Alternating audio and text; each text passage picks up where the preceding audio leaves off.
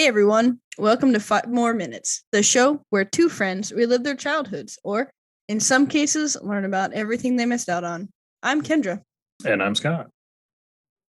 What do you call a droid that takes a long way around? I don't know what. R2D2. Nice. Matilda told me that joke. Apparently, she likes to tell her kindergartners jokes because she's trying to teach them like that there's an appropriate time to be funny because they're kindergartners. But only a couple of them got that one. Or like laughed, like thought it was funny, Yeah. Yeah. They're not quite with it yet. No. Dang. But I like the joke thing. So next week, you should bring a joke. Okay. My jokes might be a little different than Kendra jokes. What, you mean jokes that my friend tells her kindergartners and jokes that my high school students tell me aren't your type of joke? No. Or like dad jokes. Yeah. How dare you? How dare you? Oh my God. Yeah. I went to a live podcast last weekend. It was pretty good. And what podcast was it? It was, and that's why we drink. Nice. Did you drink while they drank? I had one drink, but the lady behind the bar couldn't hear me. So instead of giving me a Crown and Sprite, she gave me a Crown and Coke. I guess that's what happens when you have masks and a plexiglass separating your vocals. Yeah. Everyone's going to have to learn sign language to get your drink. Yeah. I tried to correct her, but I was like, it's not worth it. It's not worth it, man. It's too much. Yeah, it was really good though. And then we were in the university district. So then we went to an Irish pub that was like all UW people, but that's fine, I guess. Yeah. You didn't break out in hives or anything? No. They had really good pizza there though. Nice. Sounds like a good place. It was pretty aight, you know what I'm saying? He's pretty alright. It's pretty alright. Chilling with the young college folk. Oh, yeah. There were some older guys there. I think there was maybe like some frat alum meeting up with like frat members because there was some guys that were like older than us there mingling with guys that were like 21. Nice. You gotta get those dad weekends or whatever. Yeah. For all the dad jokes. Duh. Yeah. If you say so. I do say so. Do you have anything that you briefly want to mention, about your weekend or your work day or I don't know? We didn't do much this weekend. I played a lot of Pokemon. So there's that. Having a good old time. And yeah, we just chilled on the Discord on Saturday night. Jackie's moved into her new place. Saw that. Yeah. I went to bed really early on Saturday night, because we went to bed late and then got up early to go snowboarding. Mm-hmm. And we got back at like 7, a little after 7, 7:30, 7:45. And I took a shower and Matilda was like already in bed. And then I was bored because she was in her room and she put the TV in her room. So there's no TV in the living room. And I just was like, well, I guess I'll go to bed because I'm tired. And then I woke up and I had like 15 messages in the group chat. Oh, yeah.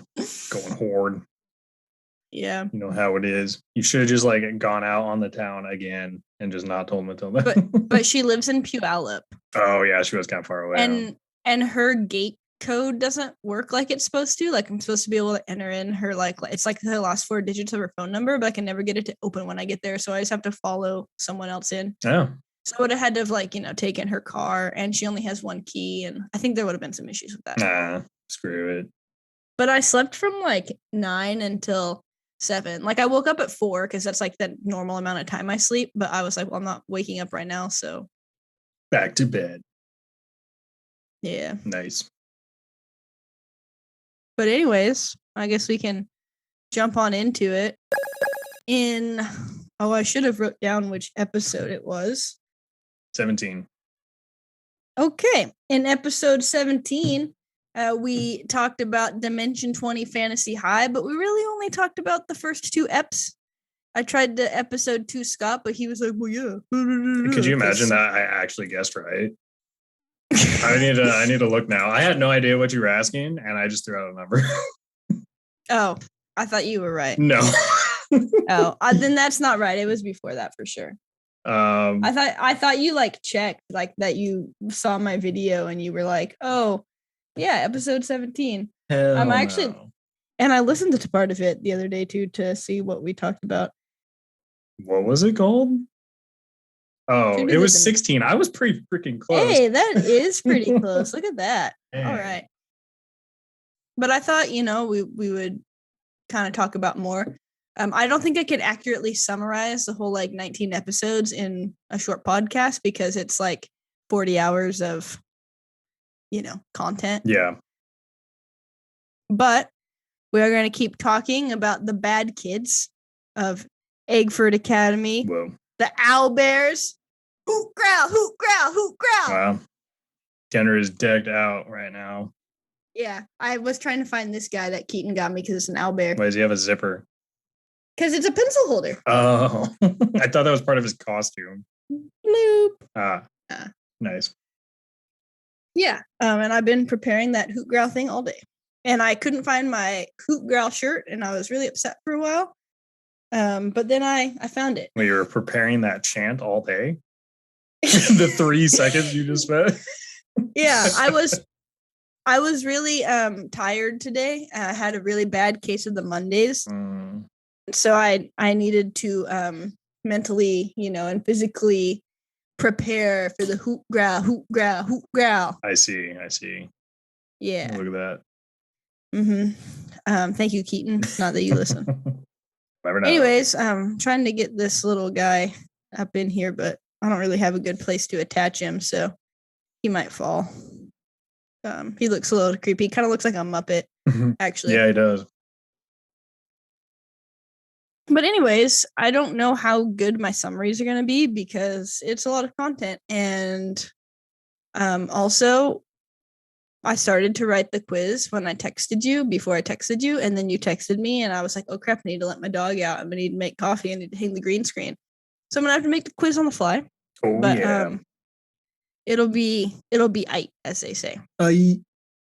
So, just as a refresher, because, it's been 21 episodes since we last spoke on the matter. Yes. This is the first season of Dimension 20. It's the first season of Fantasy High, where a group of high schoolers adventure, and it gets really intense, really grisly, and really hellish.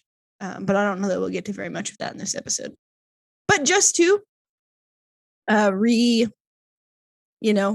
on the PCs. Yeah. We have Riz Gukgak, played by Brian Murphy. He is the Goblin Rogue. Brian Murphy is over here. That's him. Glasses. He's the DM of NADPOD. He goes by Murph. It's weird when people say Brian. We've got Kristen Applebee's, the human cleric, played by Allie Beardsley. Nice. Allie uses they, them pronouns. We've got Fabian Seacaster, played by Lou Wilson. He's a half-elf fighter. And I remember you making some comments about him, but I don't really remember what they were. I just can't stand his voice. When you had me watch a clip in preparation for this, and I heard him talking, and I was like, oh, my God. Oh, Father, I would very much enjoy a game of catch. Yes, well, he is a half elf, but his half elf is a high elf, so that's his like high elf like fruity tooty voice. Pansy voice? Sure. Okay. And then we've got Adine Abernat, played by Siobhan Thompson. I think I'm blocking her. Yep, there she is. Right there. Nice. She is a high elf wizard. And then we've got Gorgug Whoa. Syphilis? Gorgug Sissel Spring. Oh. Played by Mr. Zako Yama. Mm-hmm. And he's the one whose dad was in Get Out. Whoa.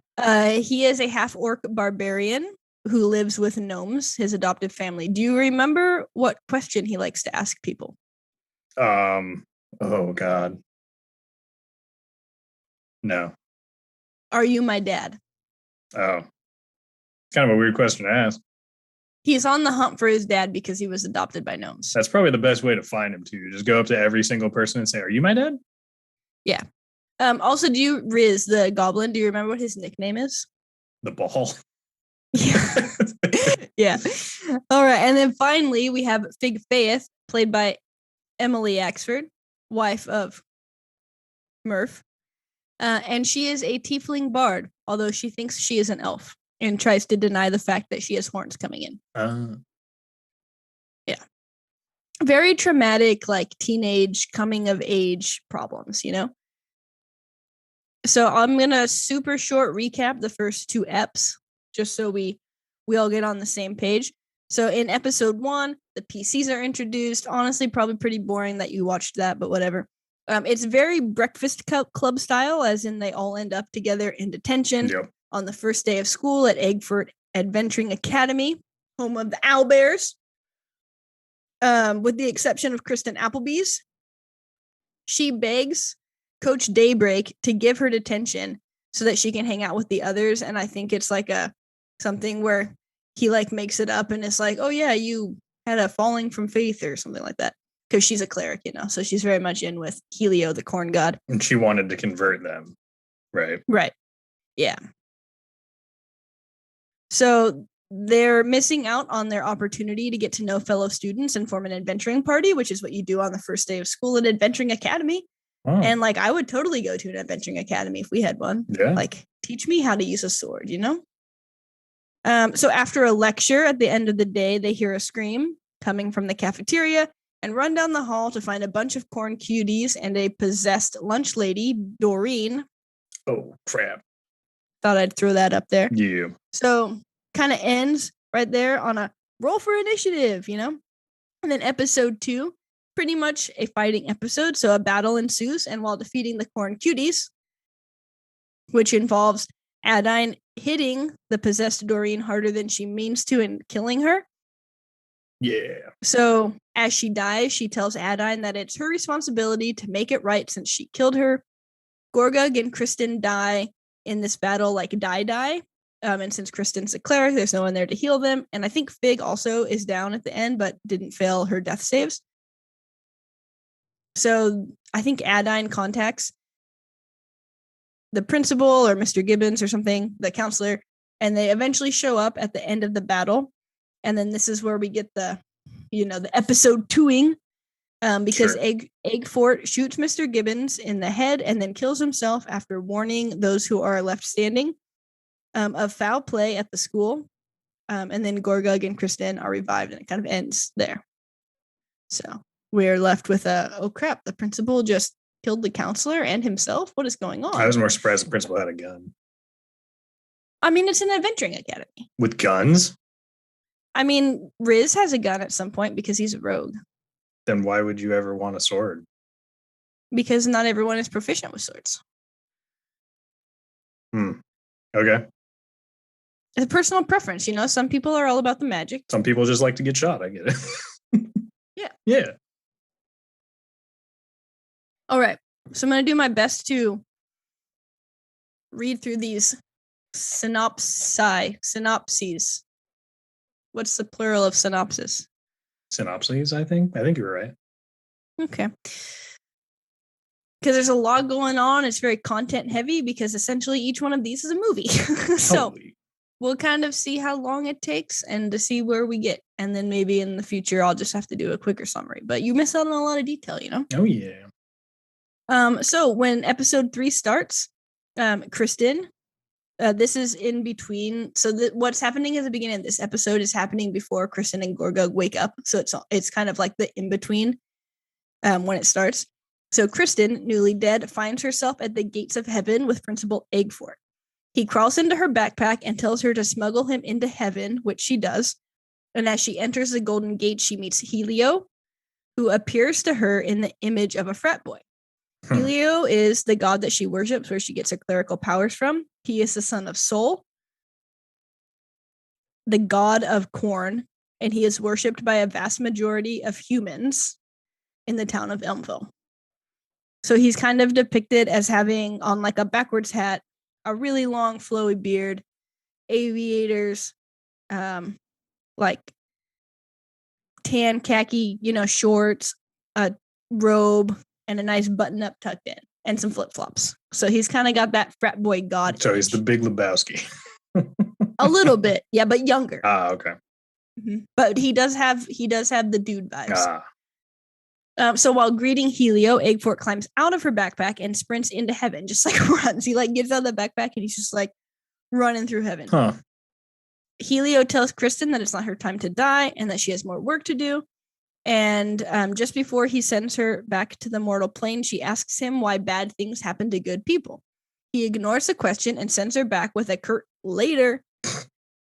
Wow. And so that leaves her questioning her faith because she's like, wait, I just asked this god this question, and he's just like, peace out, bro. But I mean, you still saw a god. That's pretty good. Yeah.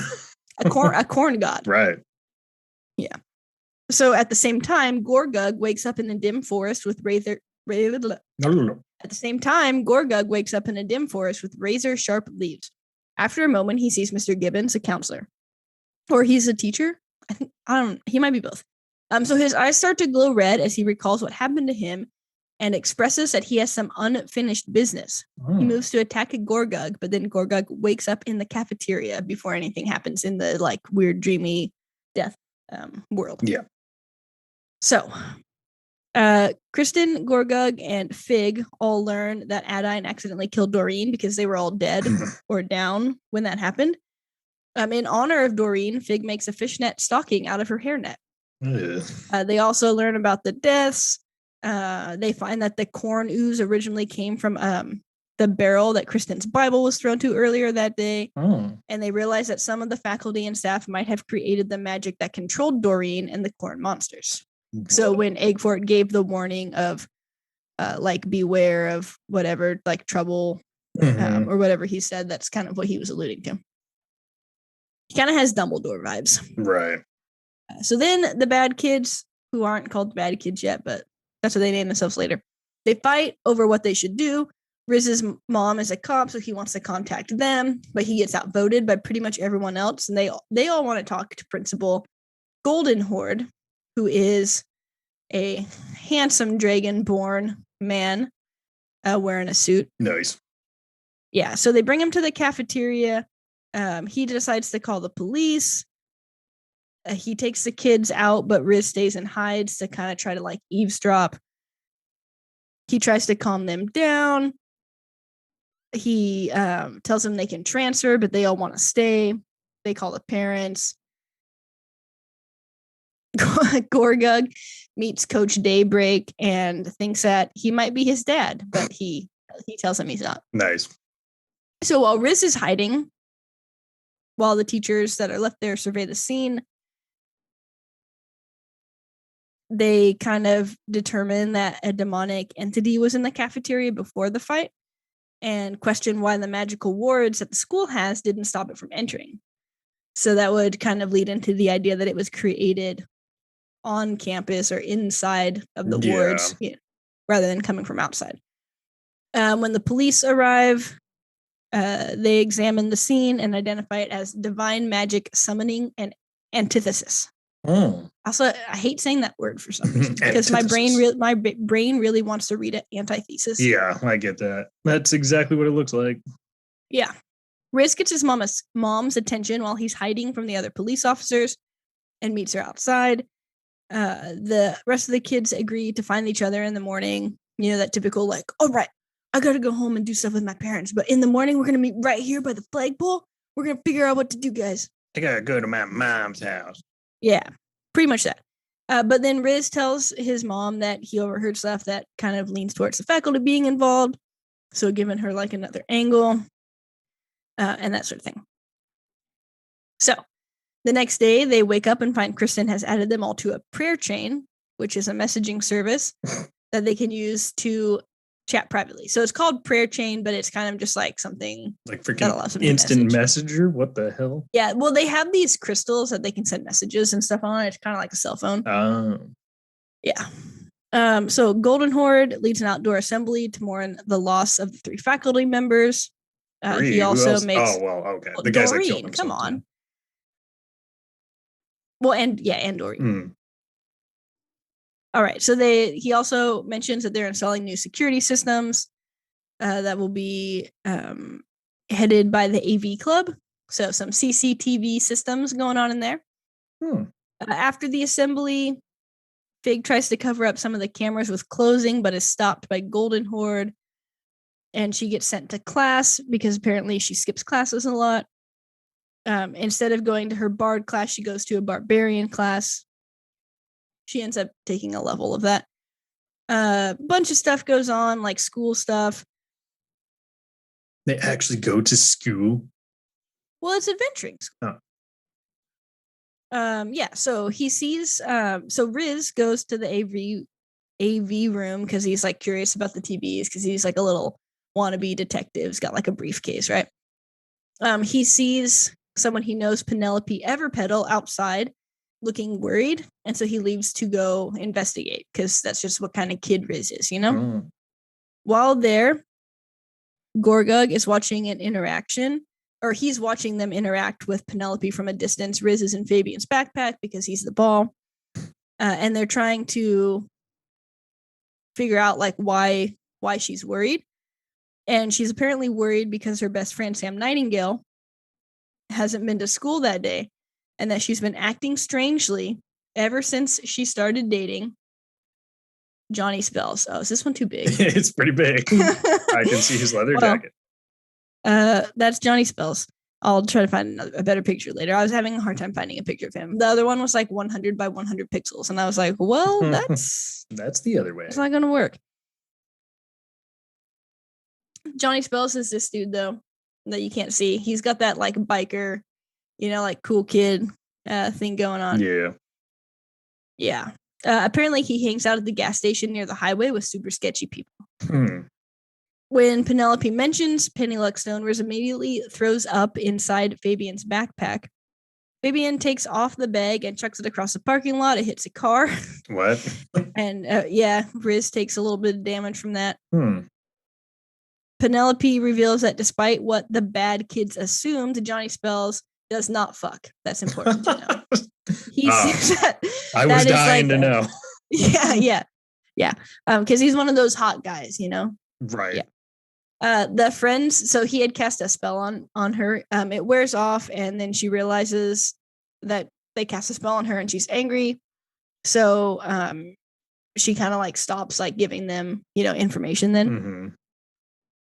So after meeting to, share what they learned, they agree to go to the diner near the gas station after school to spy on Johnny. Riz tries to find Ostenstacia Wallace so that she can tell him what she heard Penelope and Sam discussing in the locker room the day before. He finds her in the nurse's office, barely comatose and seriously affected by a powerful poison. Whoa. Yeah. Gorga gives his metal flower to Ostenstacia. It's also such a weird word. Metal flower. Yeah. Okay. I think he made it. Because he's like a tinkerer. Kiss of the gnomes. Her father gives Riz a crumpled piece of paper telling him that Ostenstacia had said his name and written something down as she succumbed to the poison. Adine is able to translate the note. It reads in poorly spelled dwarvish, Penny, Johnny, Crystal, Palimpsest. All right. Yep. So Adine and Kristen decide to go research what Palimpsest is and learn that it refers to a grave without a body or a piece of paper that has been wiped clean to re-record over. Clean slate. So in more general terms, a palimpsest is a thing that was once full but has been made empty. Yeah. And then they talk with like the AV Club people because they want to like get more involved with the CCTV, they're trying to avoid being recorded. Riz wants the AV Club to destroy any footage of their investigation. Like they don't want the teachers and stuff to find out that they were investigating all these things since they think it's like an inside job, Right. Yeah. So they meet at the diner and they order milkshakes and watch Johnny Spells and his tiefling friends outside the garage across the road. Fig suggests that as a tiefling, she can distract the other tieflings while the others sneak in. The tieflings enter the garage, revealing that it is actually a dance studio. Pissed. Yeah. And so their waitress tells them that the tieflings are a gang who do a dangerous dance before they rumble. Wow. Yeah. After casting thaumaturgy with her guitar, because she's a bard, so that's how she does her spells, Fig hears a voice say through the strings of her bass, "Save me." Kristen gives the group an inspiring speech. Fig heals Riz for the damage he took when Fabian threw him in the parking lot, and the group leaves the diner and crosses the street to get to the garage. Riz and Adine sneak around the garage trying to see through the windows. They both spot a crystal that appears to have been cracked by magic. Adine sees a female figure made of arcane energy trapped within the crystals. Riz sees a set of car keys and a crate of tea leaves next to Johnny's car. They realize that Ostentatia must have been poisoned when she drank the stolen tea from Eggfort's office, which means that someone was poisoning Eggfort. They also conclude that the cracked crystal in the garage must be the crystal referenced in Ostentatia's note, and that the palimpsest could be either the crystal or the paper that summoned the Cornus. They hear the dance rehearsal coming to an end. Adine uses Mage Hand to get the cracked crystal and the car keys. Riz steals a letter addressed to Johnny Spells. The bad kids jump into Johnny Spells' car and drive off, closely followed by Johnny and his tiefling gang. They stole a car. Yeah, they stole like a hot rod. Wow. I thought he had a motorcycle. Yeah. I feel like they also have motorcycles because I think if I'm remembering right, when the next episode starts and they're doing like a high-speed car chase, I'm pretty sure that the rest of them are on motorcycles. Ah, gotcha. Yeah, but that's episode 3. That took a while. Wow. Wow, look at that. Made it all the way to the end. Johnny Spells does not fuck. Yeah. That's like a very big that's a very important part of a teenage drama. It is? Oh yeah. Oh, okay. Yeah, so the next episode begins with the bad kid speeding down the highway in his hot rod, and they're chased by the tiefling biker gang. Oh. Fig is driving, Adine is in the passenger seat, Kristen and Riz are in the middle, and Fabian and Gorgug are the furthest in the back. So I guess it's a 3-row hot rod? I don't know if they make those, but okay. Yeah, it's like a Ford Explorer turned hot rod, you know? Wow. Yeah.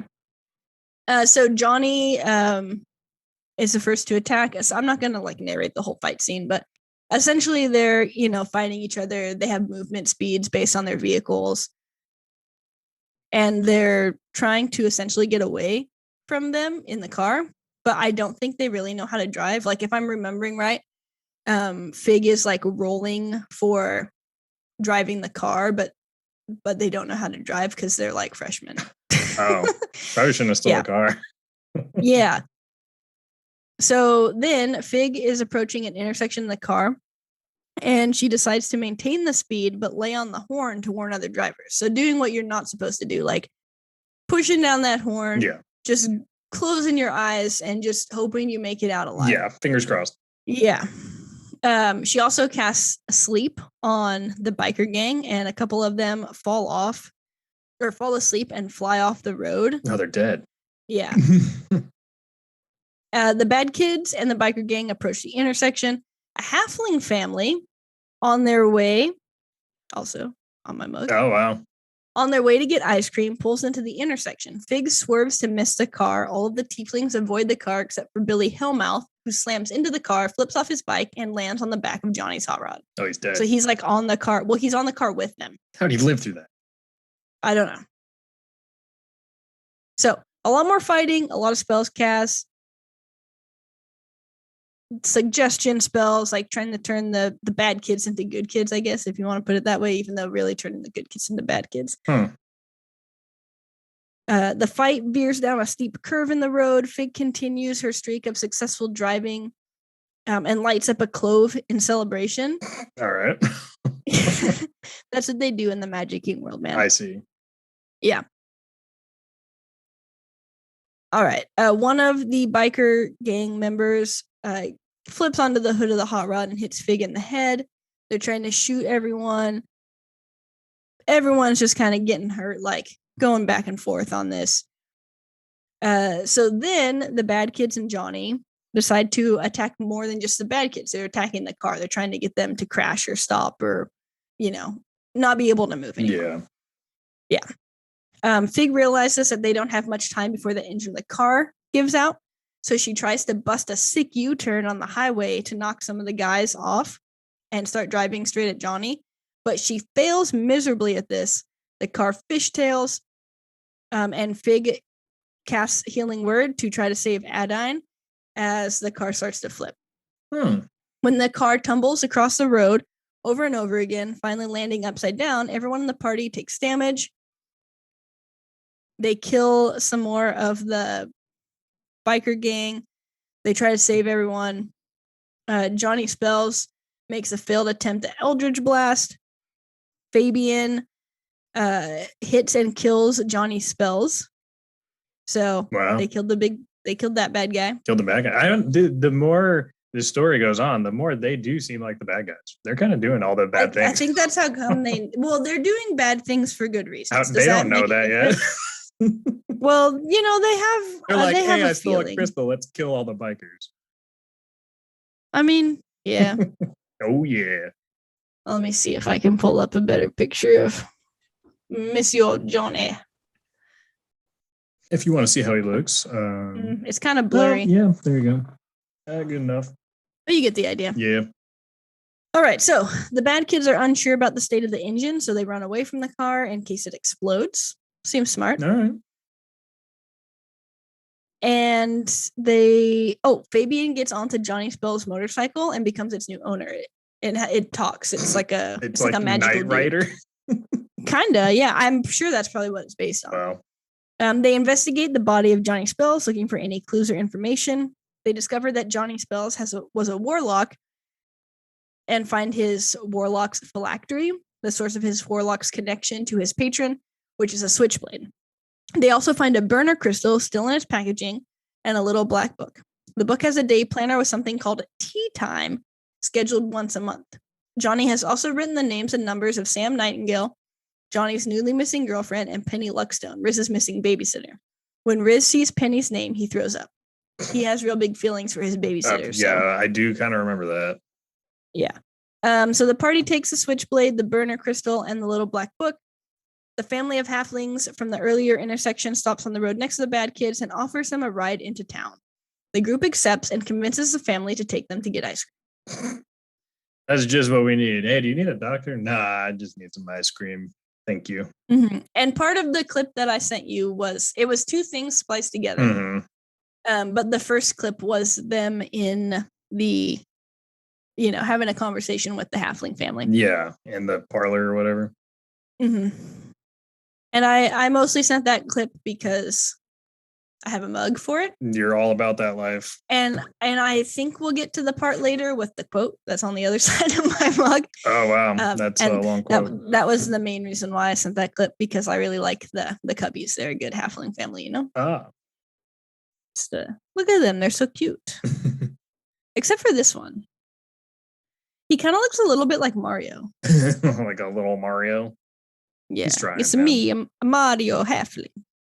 All right, so that concludes episode 4. Sure. So now we're on episode 5, the Pixie and the Palimpsest. Palimpsest is such a weird word. I mean, is it a word? How do you think it's spelled? Palimpsest. Palmocest. No. It's Palimpsest. Yeah, wouldn't have guessed that. Yeah, and it is a real word. Oh. A manuscript or piece of writing material on which the original writing has been effaced. How do you say that word? Effaced? Yeah, to make room for later writing, but of which traces remain. Ooh. Wow, so any third grader's paper after they use an eraser. Yes, precisely. Oh, okay. How did you know? I'm really good at this. You are. You're so good. Oh. Wow. It's like everything. I try. Yeah. All right. So the group arrives at Basrar's soda fountain, which I kind of want to go to just like an old-fashioned ice cream parlor, Mm-hmm. Yeah. Pretty dope. The owner, Basrar, is like a genie type of a person. But they're all injured. They're enjoying their milkshakes. They talk about their battle. They talk about the missing girls. They talk about oh yes, because there's more. So not only is it Sam Nightingale and missing, now also you've got Penny Luckstone, Katya Cleaver, Daniel Barkstock, and Antiope Jones. Wow. So 5 Egg Fort girls are currently missing. Holy crap. The Black Book also has a day planner. Oh, we mentioned that already. Also, besides the tea time, are multiple dance rehearsals listed in the Black Book. So much dancing. I just have to dance. Mm-hmm.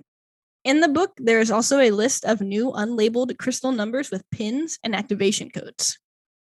All of the sets of numbers and codes are crossed out except for one set on the last page. They also have his switchblade, like we mentioned, the burner crystal, the palimpsest with someone trapped inside. Adine shares what she learned from her identify spell with the girl trapped inside of it. So she learned some more stuff about it. They have some conversation that's not important to that. We'll skip. They want to talk to the AV club about the palimpsest to see if those nerds know anything about it. Like, what is it? How does it work? How could someone be trapped inside? On that sort of thing. They cast detect good and evil, but they detect neither alignment, so they don't know really much more about it. But it is a powerful piece of arcanotech that has been banged up by powerful magic. So it's like technology that's been like boosted essentially with some sort of like super powerful magic. Wow. The scratches and fractures on the crystal help to keep the trapped soul inside of it. They act like funhouse mirrors that expand the holding capacity of the crystal and destroy the safety precautions originally placed on it. It's like being trapped in one of those rooms that you can't get out of because all you see is yourself in like 80,000 mirrors. That is pretty rough. Yeah. So they decide again not to call the police. They all of a sudden remember that they've been sitting with the Cubbys the entire time when Bud Cubby, the dad, speaks up. They express anti-institutional sentiments and remind the group of the police corruption and bias that is especially felt by minority groups. They also revealed that Daisy is a waitress at Crom's Diner and that Bud is a postal worker. Despite their surprise at the couple's anarcho-socialism, the group implicitly trusts them and thanks them for the ride and the ice cream. The Cubbys promise. They promise, all right. The Cubbys promise to keep the group's secrets. Fig says they might one day need connections with people like the Cubbys. I see. Mm-hmm. All right. So they then agree to not talk to the police and to talk to the AB club. They also, after looking at Johnny's switchblade, see that he gets his spell casting power from Gorthalax the Insatiable. Wow. A fallen angel of soul who fell during the reign of Calvaxus, Emperor of the Red Waste. That's a lot. And Riz remembers that the page of runes that was like floating around in the core news from episode 2 was created by a fallen angel. So they're trying to make all these connections between Gorthalax, Johnny, the palimpsest, the corn ooze. Like there's a lot of different like outside factors going on in here. They're really scratching their noggins. Whoa. Yeah. I'll scratch my nog. Think real hard. Mm-hmm. Johnny spells would have had to perform certain obligations and abstain from certain behaviors, such as fucking. Because, quote, he does not fuck. In order to use his magic. The group realizes that this is probably why Johnny spells didn't fuck. Whoa. They also hypothesize that Johnny may have been kidnapping the missing girls. The missing girls. What? The missing girls and given them to Gorthalax as offerings. Fig wonders if Gorthalax could be her unknown father, but the group dismisses the possibility. She tells the group that although she's difficult to read, a claim that the rest of the party immediately rejects because it's wrong. It's kind of like how I always say I'm not predictable. Yeah. Like I feel like I'm a little bit Fig. A little bit Fig, like a little bit country. I should make a song about this. She was honored to fight with them. She then runs away from embarrassment at her own emotional vulnerability. Solid. So very relatable. Yeah. All right. So the next day at school, Big gives Gorgug a set of drumsticks, telling him that music is the right way to express his rage because he's a barbarian. But that singing might be the wrong medium. At his locker, Gorgug meets Zelda Donovan, a satyr, which is like a goat type of a person. Yes. Who shyly compliments him on his drumsticks. I really like those sticks, man. Zelda is like always jamming out. Oh, headphones? Yeah. He can tell that she thinks he's cool and that she likes him. They flirt awkwardly until this big bully slams Gorgug's head into a locker. He calls him a freak, and Gorgug begins to sing to himself in an attempt to calm down. So when he's trying not to rage, he tries to sing. Oh. So this both enrages and delights this bully, who then throws him into a wall of lockers. This causes Gorgug to go into a rage. He spins this guy, Rog, around and hurls him down the hallway. Bloody and crying, he runs away. Oh, okay. Zelda looks terrified as Gorgug comes out of his rage. He apologizes to her, but she says goodbye and quickly walks away. I want none of that. Yeah.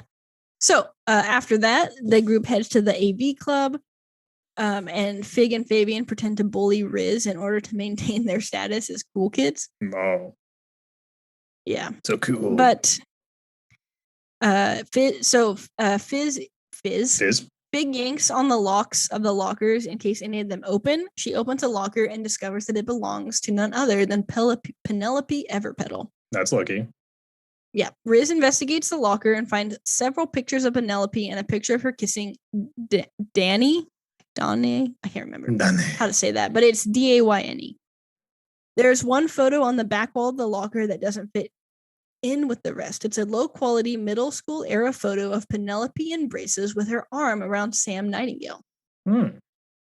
Penelope approaches her locker while the bad kids are still investigating it. You hate to see that. They're getting caught with their pants down. They tell her that they saw Johnny Spells outside in an attempt to get her to leave. She believes him and rushes outside, allowing the party to continue going to the AV club.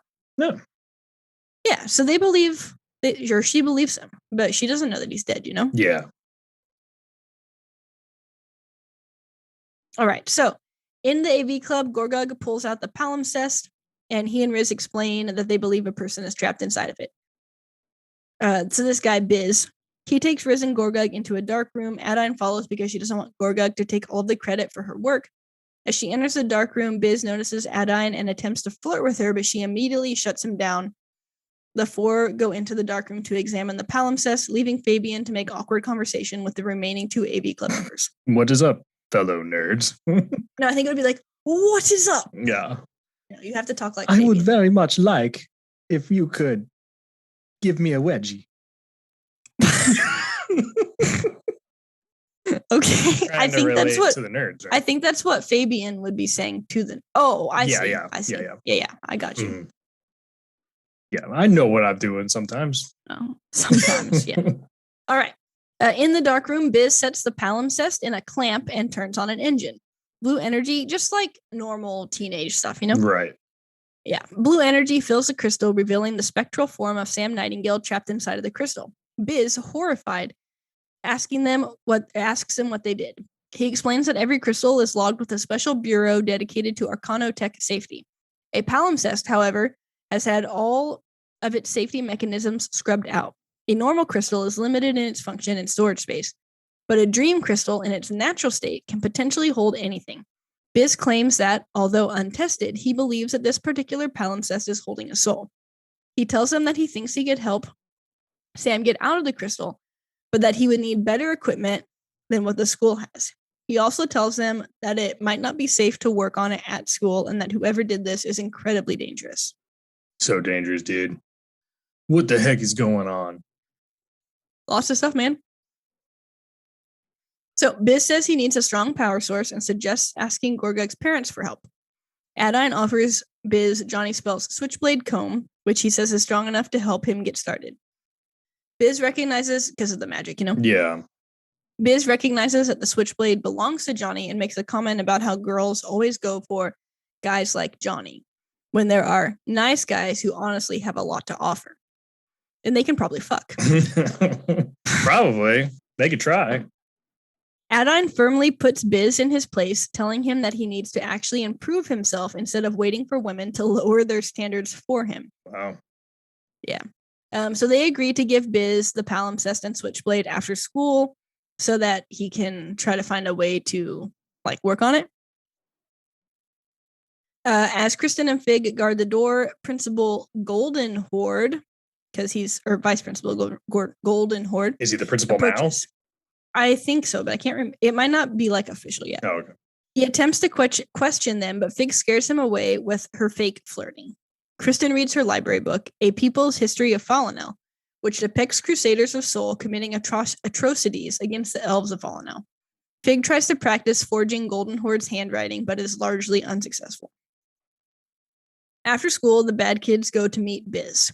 Fig insists on keeping the switchblade comb, claiming that it might be a connection to her dad. Biz approaches the group in a trench coat and trilby hat. Nice, trilby. Yeah. And once again flirts with Adine. She suppresses the urge to attack him and instead uses message to ask Fig and Kristen to not leave her alone with Biz. Biz says that he'll work at his house, but the group discusses where they should go first in order to get a power source. After some discussion, the bad kids decide to hold onto the palimpsest, stop by Gorgug's house, and meet Biz at his house once they have the power source they need. Before they leave, they open the new burner crystal they took from Johnny's spells. They activate the phone with the only set of codes from Johnny's book that wasn't crossed out. They immediately get a message from an unknown number that says, "Page didn't work. We need another one. Can we organize a meetup?" Fig responds, "Sure thing, Daddy-O. What time jives for you?" Wow. Not suspicious The at all. unknown number responds, "Aren't you dead?" The Yes. group panics, but tries to come up with a believable response. "Things got weird, laying low for now." Okay. The response back, "Okay, so the person they buried at Cravencroft, that's not you?" Then they respond, "Daddy-O, too much for text. We have a problem with Sam." Then the unknown number responds, "No shit, meet up at the pit instead of tea time." And Fig responds, "Sweet." Sweet, dude. Yeah. So, the group discovers that Fabian drove Johnny Spell's bike to school and berates him for driving such a distinctive vehicle in public after they literally just murdered its previous owner. Yeah, not wise. Fabian takes the bike home and dramatically tells his father the story of how he killed Johnny Spells. Fabian asks him to help recustomize the bike so it won't be recognized as Johnny's bike.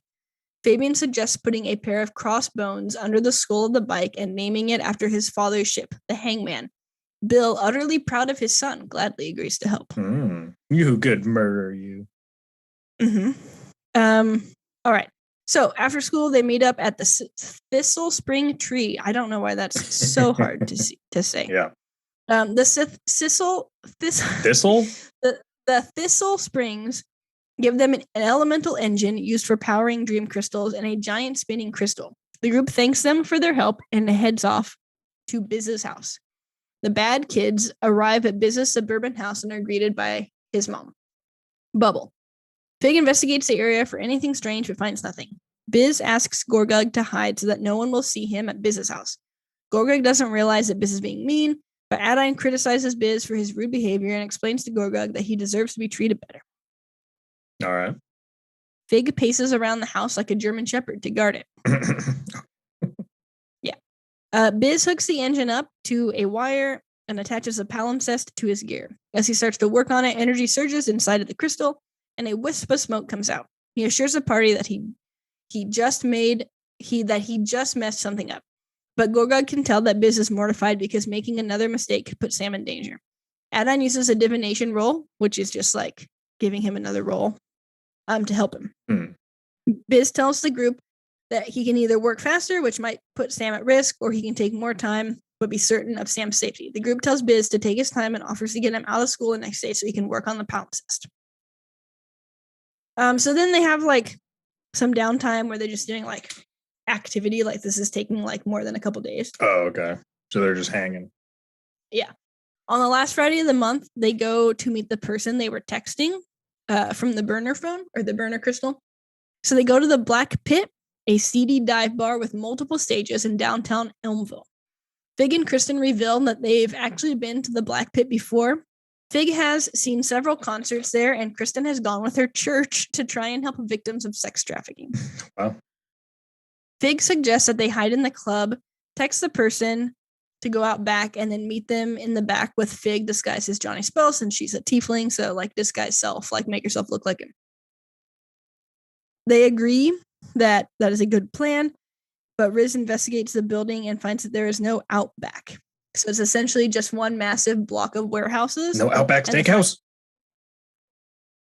Wow. Damn. And the front doors are the only entrance and exit.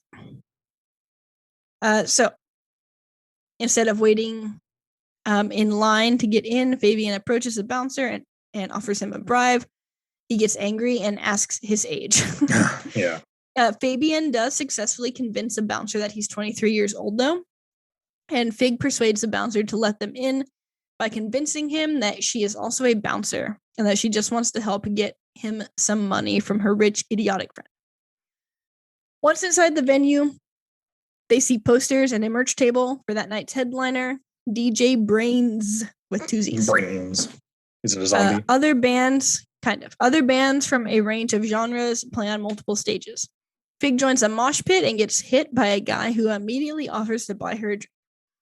They enter another room with a long bar and pulsing electronic music. Even though Fig watches the bartender pour her a shot, she still tosses it over her shoulder to be safe. Kristen orders a non-alcoholic drink and meets Tracker, a strong-looking punk girl. Tracker pokes fun at Kristen's choice of drink and points out the contradictions in the Helioic Bible.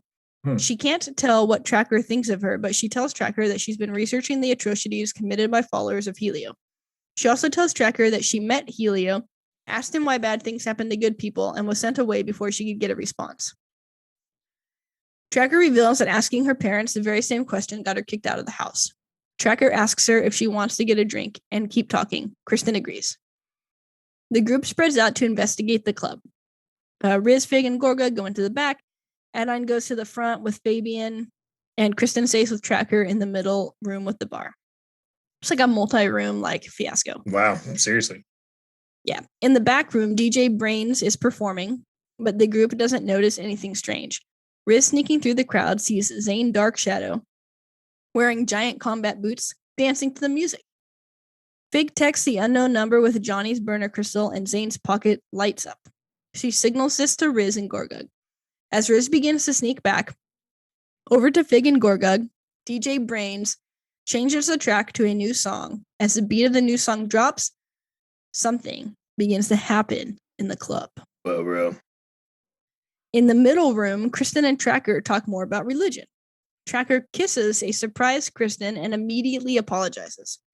As Kristen and Tracker both apologize profusely to each other, Tracker starts howling and transforming into a werewolf. Throughout the club, people begin to uncontrollably turn into vampires, werewolves, and zombies. The beat drops, and the bad kids draw their weapons. Are they going to murder everyone? Genocide? I don't know, man. They're killing a lot of this town. Yeah. That was episode 5. So we'll do episode 6 and stop there instead of I was going to try to cover 5, but that's just too many. Yeah. If I want to keep doing this, it's going to take 3 more episodes. Damn. Any hooser. We were left on a cliffhanger. Everyone transforming into the club werewolves, drop was just a little too much. Vampires and zombies. I don't think any zombie in the world has ever made that noise. They have. Oh, okay.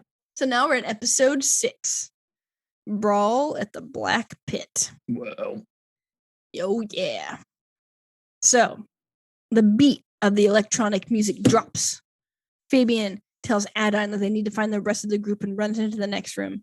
He can see DJ Brains and Zane Darkshadow through a window, but chooses to wait in that room for Adine and dodge any attacks.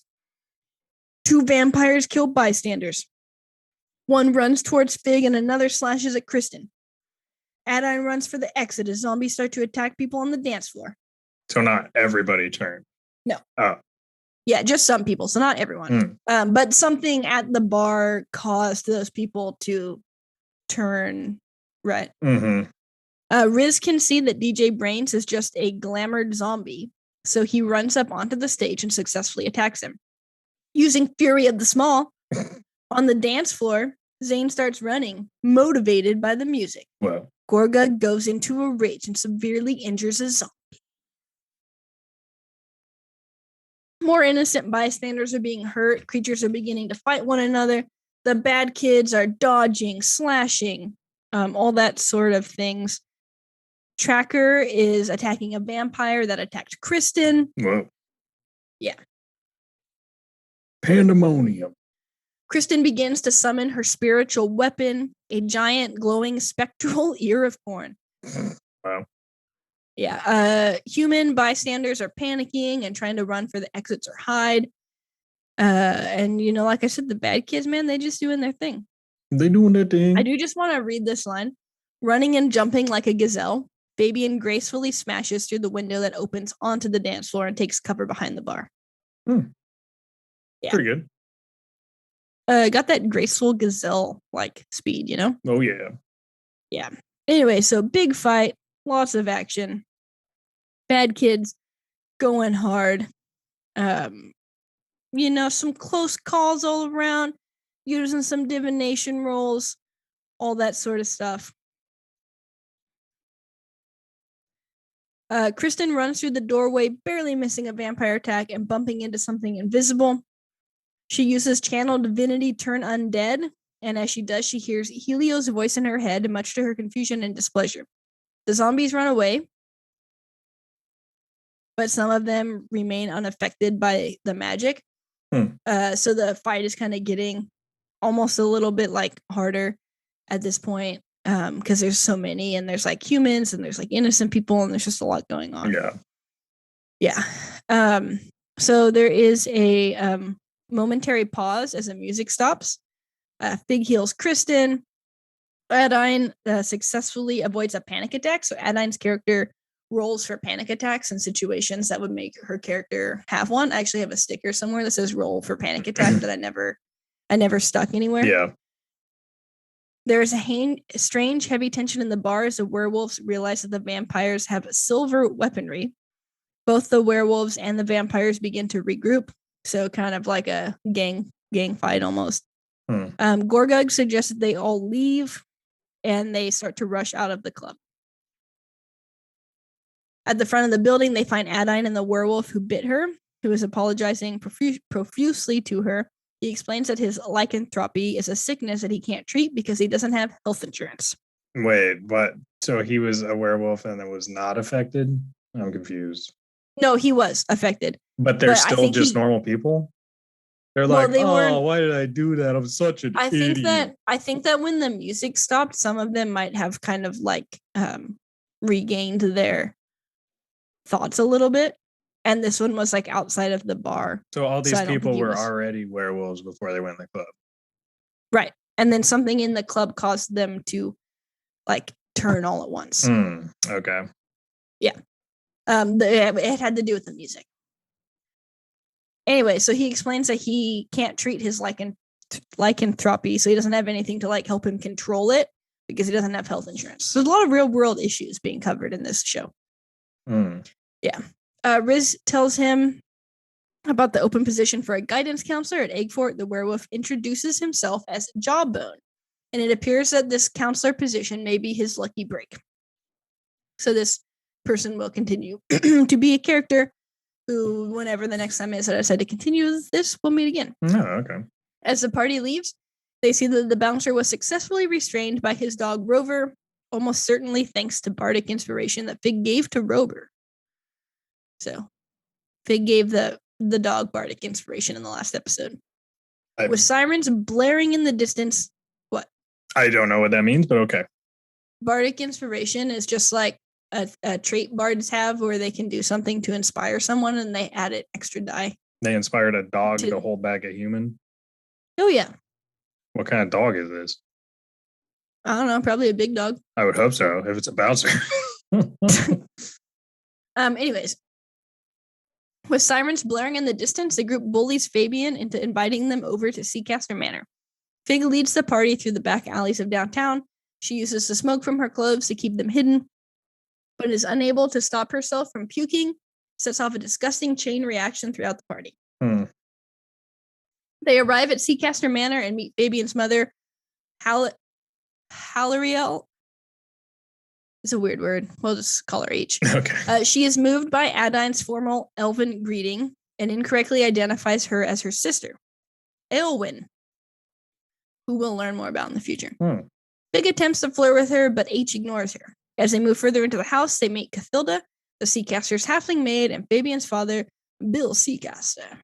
Adine attempts another formal elven greeting, but Bill doesn't speak Elvish and cannot understand it, because Fabian is only half. Right. A half elf. Fig plays Bill a sea shanty, which delights him. He joins in loudly and calls out to his singing crewmen who pop out from barrels around them. Bill aggressively encourages the party to join in on the festivities. They have no choice but to comply, and the bad kids pirate party the night away. Wow, pirate party. And that is the end of episode 6. And I think that's a good stopping point. Okay. Stopping on a high note. Yeah, party, Oh yeah. Pirate party with the booty. Whoa.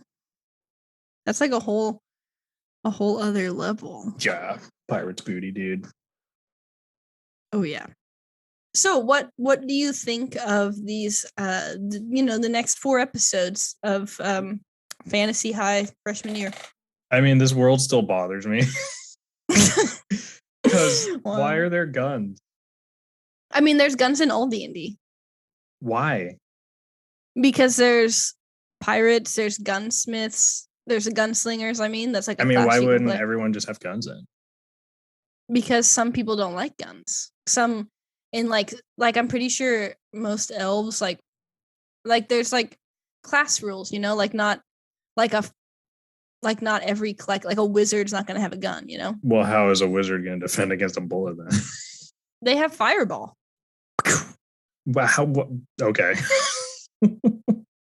Honestly, the like base guns are pretty like you have to take like they shoot rounds marshmallows to. But they're they're like muskets. Like you have to take rounds to like reload. You can misfire. It's kind of like not until you get like a higher level. It's kind of not necessarily like good. Okay. Yeah. But I feel like I need to cover the rest all like soon so that it's not so far apart, Oh yeah. It's been a while. Yeah. I need to find a way to condense. There's just so much information. It's hard to like condense them. I feel like that's pretty good for 4-hour-long episodes. Yeah. Hour and a half to 2 hours. Yeah. Cut it down pretty good. All right, are you ready for your quiz? Sure. All right. What was the name of the halfling family who helped out the bad kids? The Cubbys. Yeah, do you remember what his name is? No. Bud Cubby. Bud Cubby. All right, question 2. Who is Johnny Spell's warlock patron?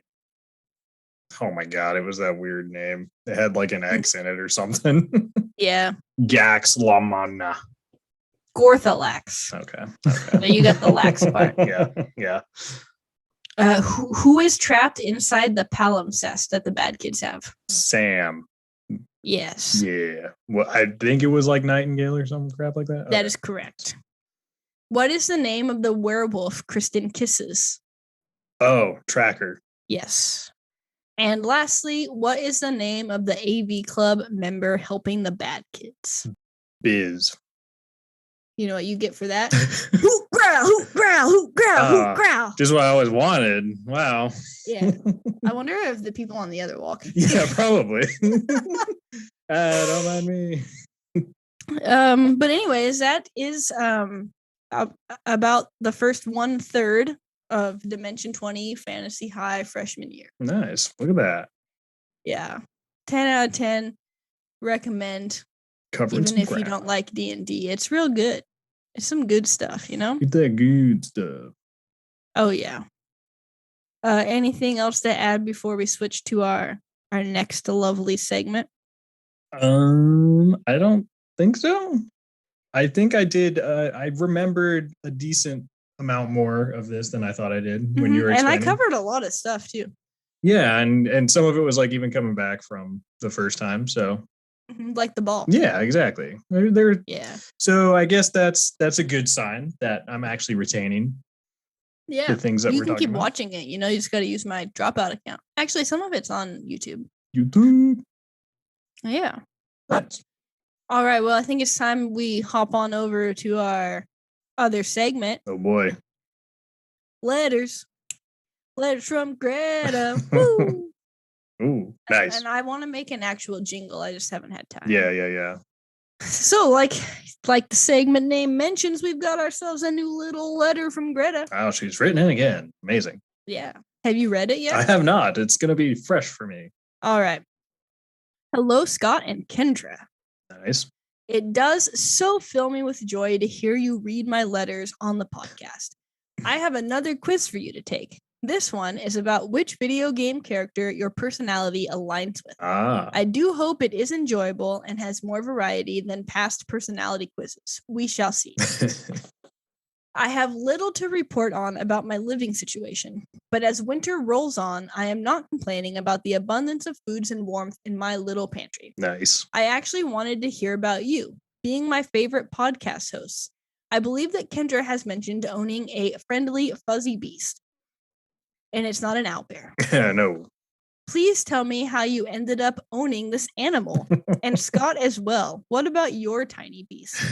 I have a couple of mouse friends that visit me sometimes, but with the cold, I believe they are sleeping elsewhere. Okay. That is all I have to say for today. Thank you very much, and I shall hope to speak to you again soon. Yours potatofully, Greta. P.S. Ooh. I was filled with much delight when a recent podcast episode mentioned a potato girl. Never have I felt so seen. Wow. That's Attack on Titan. There, go listen to that one if you haven't yet. Yeah, episode 36, y'all. What are you doing here? Oh, yeah. I guess you could be listening in the reverse order. That's Depends true. on how you've got those listed out. You can sort it. I guess, we can answer the fuzzy friends questions first. Go for it. My story's not that original.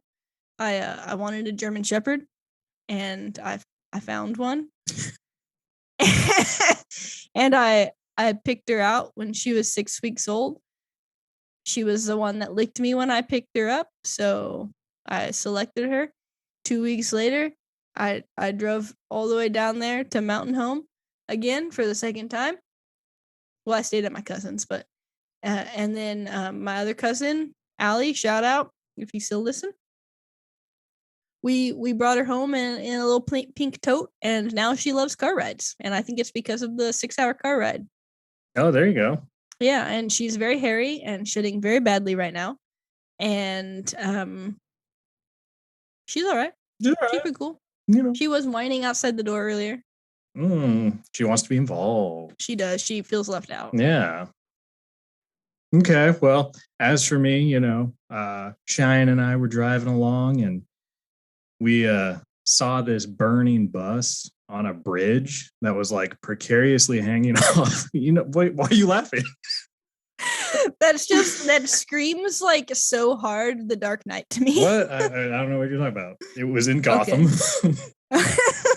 No, so we were driving across this bridge, fiery bus, people hanging off of it, and we go in there and we're trying to help, we're trying to be the hero, and these people are just like, I've accepted my fate already, but please take this kitten. And they handed me this little kitten, and she said, she will live on so that I don't have to. And then the bus fell into the river right after I grabbed the cat, and we named her Velvet. How did you grab the cat and get out of the bus before it fell? I wasn't in the bus. He handed it to me out the window. Oh, yeah. I see. Because I was trying to pull him out the window. I was like, got it. Yeah. Got it. Yeah. Rookie mistake. Don't ever go on the bus when it's hanging off like that. So yeah. Are you the reason the bus fell off the edge? We'll never know if Velvet was like the counterbalance that was holding them up. Yeah. And when he handed it to me, but he was ready to go. And I like to think that he lives on somewhere. Were there other people on the bus? There were a couple, but I didn't talk to them. Mm-hmm. Isn't there like a Spider-Man bus scene in like a tunnel? A Spider-Man bus scene. In one of the newer ones. Maybe I haven't seen the newer ones, so I don't know. Anyways, but Velvet hates car rides. So I guess that's why. I guess I should have let you go first so that I could come up with a cool story. What do you mean cool? What do you mean cool That's what story? happened. That's what happened. Yeah, sure. I mean, I totally believe everything that you say always. Excellent. That's the way it should be. Yeah. All right. I mean, that is what our friendship is based on. Scott just telling me things and me treating him like he is God. Yeah, she blindly listened and followed. Yeah. Mhm, I do not question my faith at all to the God Scott. On the wind. Okay, so we got a new quiz from Greta this week. Yeah. All right. So this is a BuzzFeed quiz. Let's find out which classic video game character you are. All right. So the first thing is pick something to eat. Oh, there's actually a lot of options here. Whoa. There's too many. These are all good. I'll eat anything: spaghetti, fruit salad, cereal, protein bar, anything carb-based, something gluten-free, or beef jerky.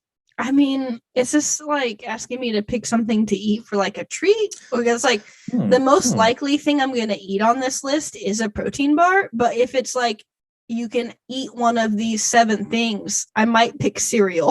Oh yeah. Because I don't eat that a lot, so I don't know which angle. Like, is this supposed to be like a daily life type of thing? I don't know. It sounds good right now. You can make cereal. There you go. Yeah, I almost want a DoorDash cereal. I'm gonna go spaghetti. That just sounds good right now. Yeah, that does sound good too. I've been eating healthy today, so I'm craving all the carbs and all the sugars and all that sort of stuff. Yeah. Oh, I know what I'm picking here though. Oh yeah. So we got pick a drink. It's either an espresso, mimosa, give me anything, red wine, orange juice, oat milk, Aperol.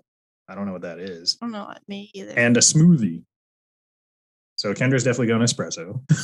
For sure. Out of this list, I'm gonna go mimosa. Give me that mimosa. Aperol is an Italian bitters aperitif made of gentian, rhubarb, and cinchona, among other ingredients. It has a vibrant orange hue, and its name comes from the Italian slang word for aperitivo, which is apero. I'm guessing that one word in there was Genetian. Yep. All right. Well, no, it's gentian. Gentian. Gentian. I have no idea what that is. I think it's maybe alcohol or something. I don't honestly. Well, I probably wouldn't pick it is. because I don't know what it is. I think Keaton would get it. Oh, probably true. Yeah. Okay, next one we've got it's Friday night. What are you up to? Family dinner. All my close friends are over.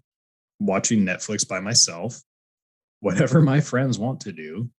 Hosting a get-together at a local nonprofit. On a Friday? On a Friday.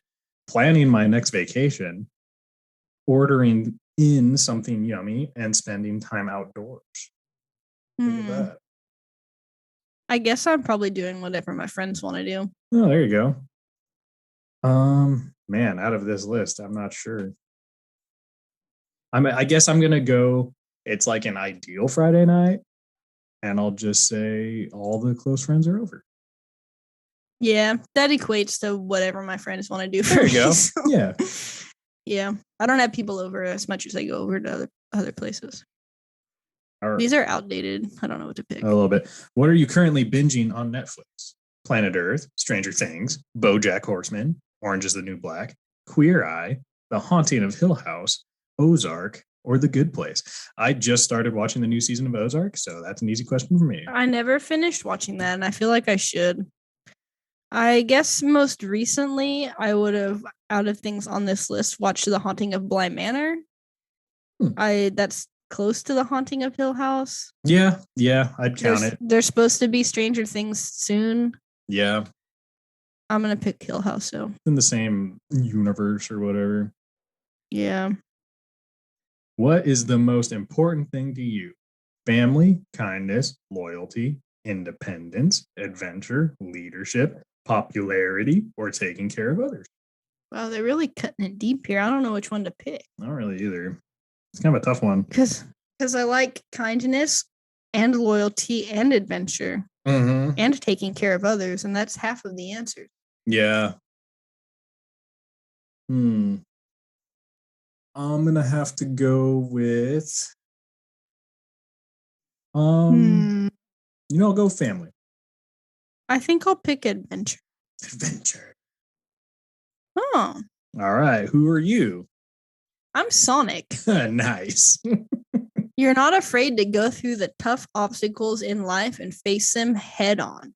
You're also a drifter, going wherever the wind takes you. You're super honest and appreciate history. Appreciate honesty in other people. Nice. Okay. And I am Mario. You're a very family-oriented person and a very hard worker. You put 100% into everything you do. Can't be me.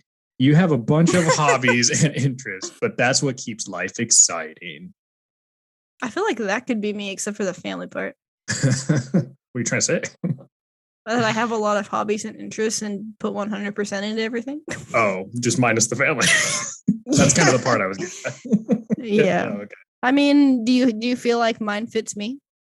Do you feel like I'm a drifter, that I go wherever the wind takes me? I don't know. Do you feel like I'm super honest and appreciate honesty in other people? Yeah, I think so. All right. Do you think that I am a very hard worker? Sometimes. Okay. It depends on what you're working on and how frustrated you get. That's true. That's where I guess the put 100% into everything you do. Yeah. But it's all right though. Give it a solid 85. Solid 85%. I mean, I'll take a B. Greta, I've got got to say this is probably the best quiz you've sent so far. That is true. It had many options. It seems to have a good variety. So well done on your quiz finding. The Zune algorithm must be giving you better search results. Yeah, I have no idea how you're finding all these quizzes in your current predicament, but I think she made an antenna out of tinfoil and a potato. That's pretty impressive. Spud and nut, if you know what I'm saying. Nice. Yeah. Wow. Yeah. Do you have anything you want to plug or mention before we wrap this upsies? I don't think so for this week. Appreciate the new letter from Greta. Hopefully we see another one of those again soon. Keep it up. I feel like we should ask Greta a question. Yes, this is good. Yeah, we gotta ask her like a personal question or like a situational question. Maybe a personal question. Maybe we can find out how old is Greta and how long have you been living in this pantry? Like, how long have you been dealing with this? Is this a new thing, or are you just used to it? And if you want to throw in why you live in the pantry, we'd also like to know that. Yeah. Let's learn a little bit about our fan here. The what went. The honorary potato girl besides Sasha from Attack on Titan. Oh yeah. Yeah. The potato weir. Yeah. Potato flea. Oh yeah. But yeah, and also all you other fools out there, we can do more segments. We can. Letters from Steve. Letters from Peter. Always go to Steve. I think you've said that the first. I think I said Gray. I usually say letters from Gray. Really? Because before you said Steve. Letters from Johnny Spells. Well, he's dead. He's dead though. Maybe. Oh. Letters from Gorthalax. Just send us all your letters, fam. Yeah. We'll do segments. Pod fam. Yeah. You can also send us jokes. We can incorporate those. There you go. Yeah. But before we get into all that stuff, I'm gonna plug myself again, as I like to say. You can check out my dice that are 15% off, because I need to make some sales, people. Come on. At brokenbowdiceshop.com/shop. So if everything's 15% off, some of the older Halloween sets are already marked down like 30%. And you can use the code SUB5 at checkout which will save you $5 extra, which is about the cost of shipping for the US. So Holy cow. Look at that deal. Look at that deals deal. on deals, y'all. Yeah, jump on board. And so, like we mentioned, you can send us an email with your letter or your joke that you'd like us to feature after the intro to 5moreminutespod@gmail.com. That's 5 more minutes pod@gmail.com. You can find us anywhere you get your podcasts and on YouTube. Turn on the subscription notifications, like and subscribe, download the episodes, share us with your friends and family, your family who are more like friends and family, and your family who are more like friends and family. I think I messed that up, but it's all right. Hallelujah. You can also find our website that has bad pictures of us at bit.ly/5mmpod. And you can support us on Patreon at patreon.com/5mmpod. And we don't have any patrons yet, but we'll make content for that as soon as we get some super cool stuff. Heck yeah. Maybe we can do some fan episodes, where you write in your memorable gaming moments or something that you want us to say, like decide if it's good or bad, and we'll just talk about you guys for a whole episode, Yeah. Send us a movie that you remember being really young, but then maybe we'll watch it until it was not good. Yeah, we can find we're critical people. We can find bad things in anything. That's right. So all that stuff, bit.ly/5mmpod has everything linked. Patreon.com/5mmpod for the Patreon stuff. And you can follow us on our socials that are intermittently posted on at 5MMPOD. You can use our hashtag 5MMPOD to find all our super cool and awesome posts. And I think that's it. Follow us on there, like our stuff, share it. Give us a rating and a review on Apple iTunes. Specifically, even if you don't use it, you can still do that. That helps more than anything else. How about that? Very good spiel. That was a lot of words. Congratulations. I feel like I've talked a lot today, and I'm starting to lose my. You have talked a lot. Give the nice fans a good more hoot growl. Hoot growl! Hoot growl! There it is. We're clocking Later. out. Bye. Bye. Nice.